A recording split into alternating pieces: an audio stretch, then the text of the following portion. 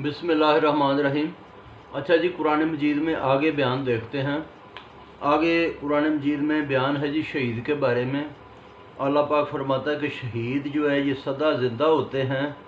दूसरा सपारा दूसरा रकू, चौथा सपारा सातवां रकू, चौथा सपारा आठवां रकू। इनको जन्नत दिखा दी जाती है।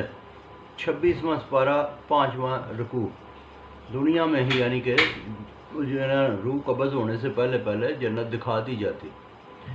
सब्र के अल्लाह पाक सब्र के बारे में फरमाता है कि सब्र का बहुत बड़ा अजर है। दूसरा सपारा दूसरा रकू, सब्र करो और सब्र करते रहो, बचते रहो। चौथा सपारा 10वां रकू, सब्र की ताकीद करते रहो।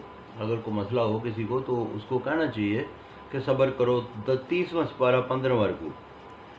आगे टॉपिक है जी दुनिया के मुख्तलिफ जो काम हैं, मुख्तलिफ दुनिया में जो इंसान को चीज़ें हासिल हैं, इनके बारे में अल्लाह ताला फरमाता है।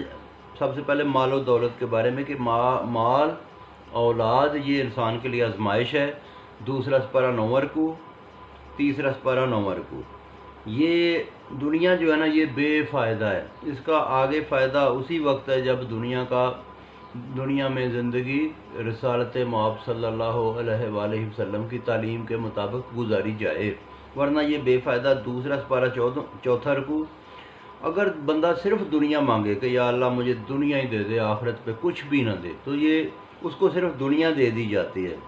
दूसरा सपारा 8वां रकू। अल्लाह पाक फरमाता है कि दुनिया का जो बरतना है ये बड़ा थोड़ा सा है, इसकी बहुत छोटी ज़िंदगी है, आगे बहुत लंबी ज़िंदगी है। तीसरा सपारा 9वां रकू। ये खेती की मिसाल है कि जिस तरह से फसल लगाई जाती है या जिस तरह से दरख्त लगाए जाते हैं, जो भी बोया जाता है उसी तरह का फिर आगे बंदा काटेगा। तो 27वां सपारा 19वां रकू। ये खेल तमाशा है। 27वां सपारा 19वां रकू। क़यामत में दुनिया की ज़िंदगी एक दिन के बराबर लगेगी, कि बहुत छोटी लगेगी। 30वां सपारा चौथा रकू। तो बहुत शुक्रिया जी, बाकी फिर सुनाऊंगा।